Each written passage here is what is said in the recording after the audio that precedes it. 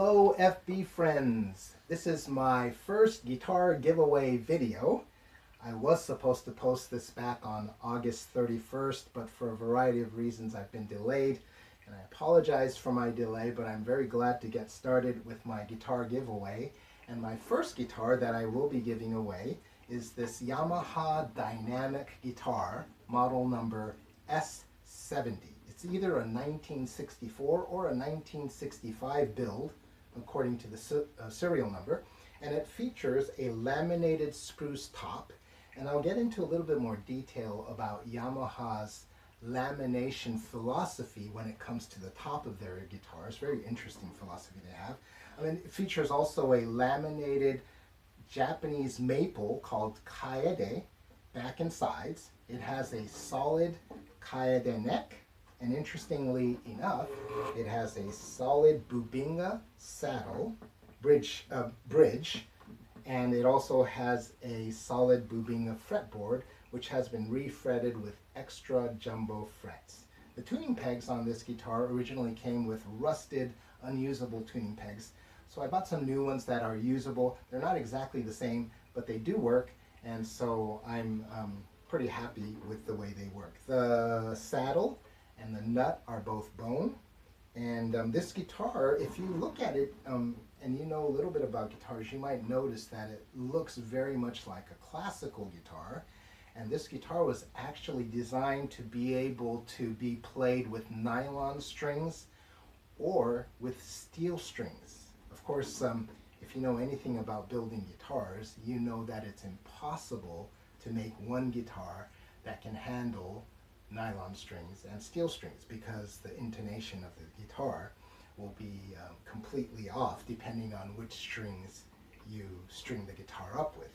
But it is a very interesting history that this guitar has, and I made some interesting modifications to this guitar in order to equip it with steel strings. So I want to get into a little bit more detail about that, and then explain also about the laminated top to you a little bit later in this video. Oh, the action on this guitar at the 6th string 12th fret is 3.5 millimeters, and at the 1st string 12th fret it's 3.25 millimeters. So it's not a low action guitar, but it does sound very pleasing, and it is not that hard to play when you're talking about playing chords back here, fretting just regular bar chords and open chords. So it's like all of my guitars, this guitar is a player grade instrument, which has a lot of dings, which means, yeah, there's a lot of dings and scratches on the guitar. So let's take a look at the detail of the condition, the state of this guitar, and then we'll talk a little bit more about the story behind this guitar and the modifications that I've made. Okay, let's take a look at the overall condition of this guitar. Like all of my guitars, this guitar is definitely a player grade guitar. You can see that the headstock has scratches and some dents on it. Under the Yamaha logo, there's that Japan Industry Standard JIS sticker there that was displayed on so many products made in Japan during this period. The nut is in good shape, the frets are new, and the fingerboard is in good shape as I shaved it down and cleaned it up. You'll notice that the top has a lot of scratches. The finish is quite worn in certain areas, especially where the pick hits the guitar. And overall, the bridge is in good shape. Overall, definitely a player grade instrument. And this is the right side of the guitar. If you're a right-handed guitar player, this is the side that faces the bottom, or that sits on your lap. Again, a lot of scratches and some dents. You can see the neck joint right there. And you can see again the scratches and the dents on the neck, as well as some fading of the finish along the headstock. Okay, so this is the left side of the guitar. If you're a right-handed player, this is the side that's looking up towards you. You can see there's a lot of scratches and some dents there in the guitar. Again, this guitar has been played quite rigorously. You can see the neck joint right there, and of course along the neck you're going to see peeled paint, dents and scratches, also along the sides of the headstock there. From the back, you can see that the neck itself has a lot of dings in it and scratches in it. The finish has come off in some areas. There's a line right there on the back of the neck that you can see. That's from a repair that I did when I first got the guitar. Again, scratches on the back. Just usual wear and tear that you'll see on a guitar like this. Now let me share a little bit about how Yamaha thinks about laminating the tops of their guitars. They first applied for a patent for this dual-purpose dynamic guitar in 1951, and they started building these guitars in the mid-1950s. The original guitars were built with solid tops, like this one. The solid tops, this top was made from a very special spruce that's available in Japan, or used to be available in Japan, called Ezomatsu spruce. The lumber is still available as a construction grade lumber, but you don't see it in nice big slabs like this that allow instrument makers to make guitar tops from. So nowadays they make them in smaller, thinner pieces for construction purposes. But back in the day, they used to have a lot of Ezomatsu spruce that was available. The only problem was when they built tops with this guitar, for their guitar, they found that the spruce would crack along this area and also up in this area. And they were trying to find a way to make their tops stronger. And so they considered lamination as a way to make a stronger guitar top. That was one of their goals. Their other goal was to try to make a thinner top so that it would resonate more. And they were able to achieve this in the tops, their laminated tops that they used on these S70s and S50 guitars. If you look at the 1964 Yamaha catalog, this S70 guitar is listed as the flagship model of their steel string lineup. And it cost 5,000 yen in the catalog in 1964. So since it was a flagship, it means that they opted for a laminated top, thinking that it was going to be a better choice for musicians. As it turns out, the laminated top was much, much stronger. They were able to make it much, much thinner. And that same technology that they used to pressurize the wood to laminate the veneers with a spruce middle worked very well, and they used it on their FG line that came into the market in 1967. You see a lot of people who rave over the Yamaha FG180 guitar.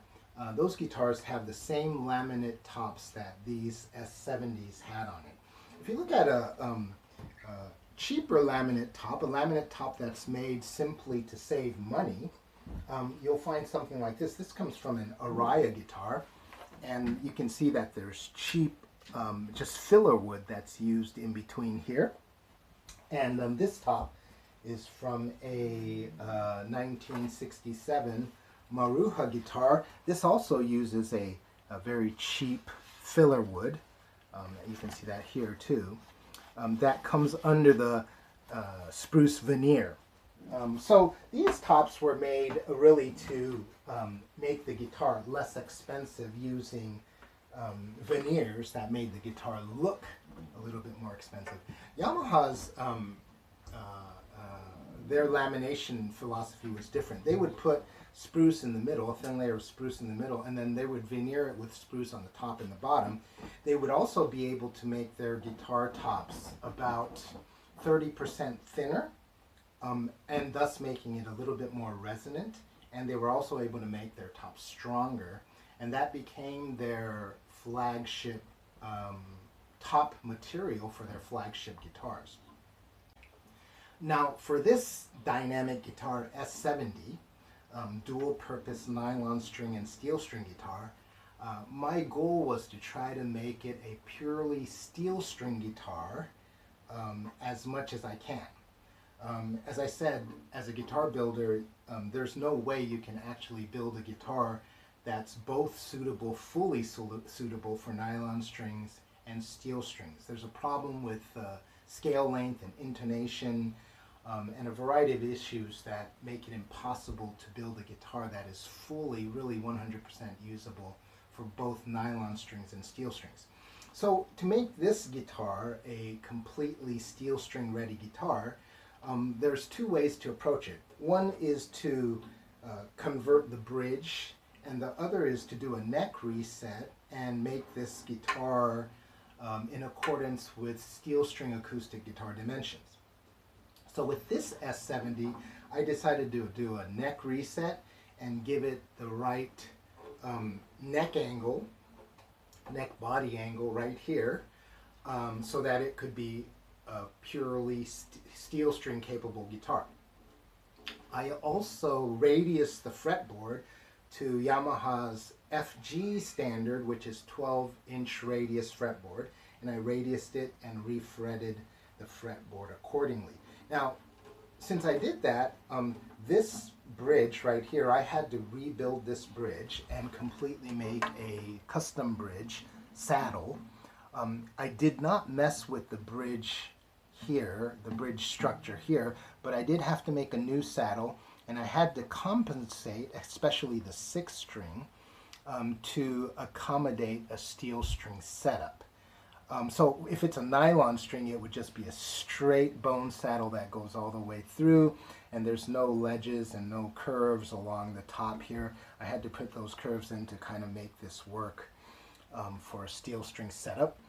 And you can also see that, maybe you can see that I put a wedge underneath the fingerboard here to give it the right neck angle.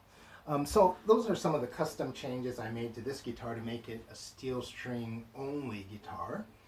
And it actually sounds quite nice as a steel string guitar.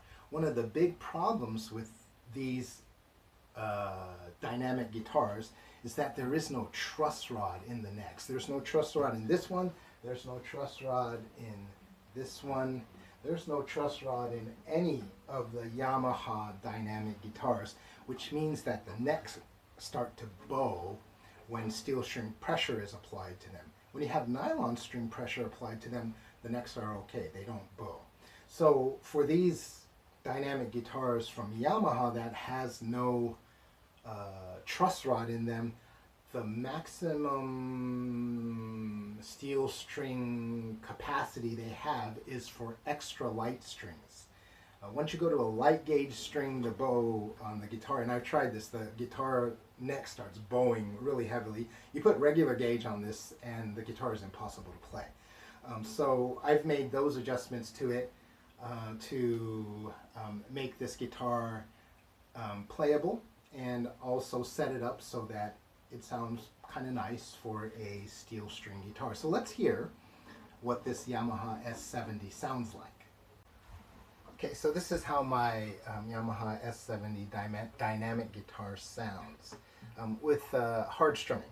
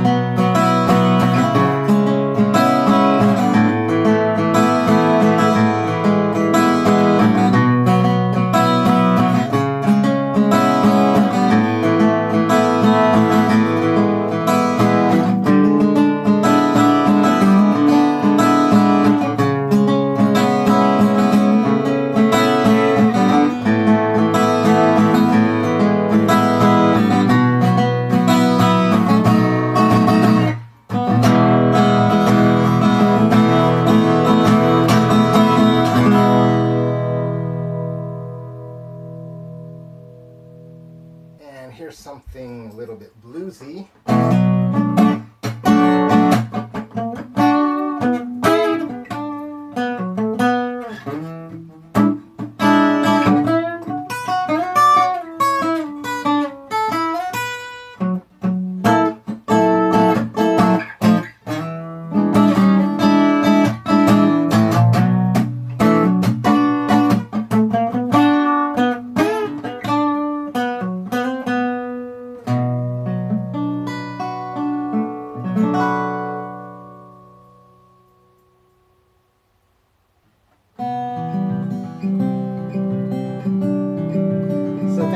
taking the time to watch my first guitar giveaway video.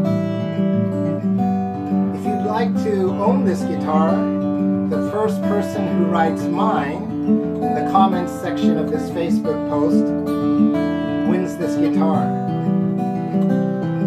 Make sure to read the rules that I posted on my Facebook page last month or maybe the month before.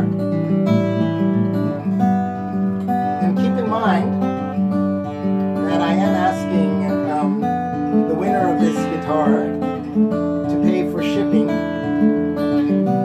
I wish circumstances would allow me to pay for the shipping of this guitar to my friends, but unfortunately that's not the case right now.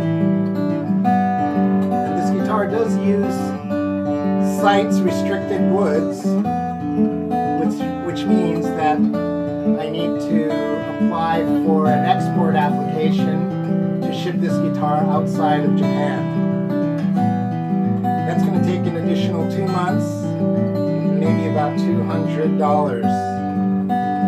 So if you want to own this guitar and you live overseas, that's something you want to keep in mind. This guitar is really a fabulous fingerstyle guitar.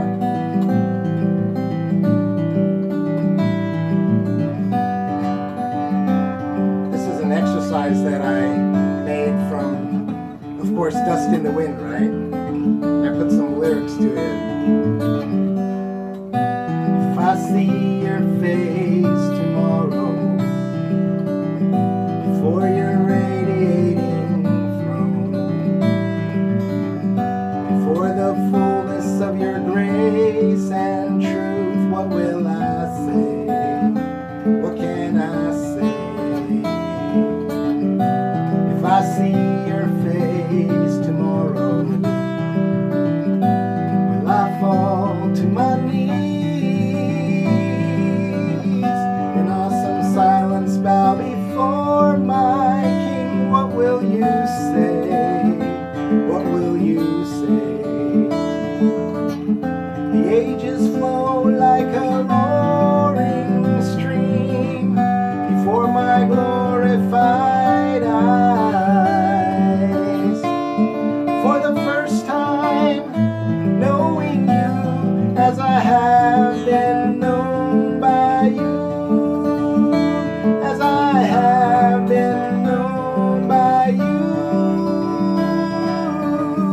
If you don't see my face tomorrow,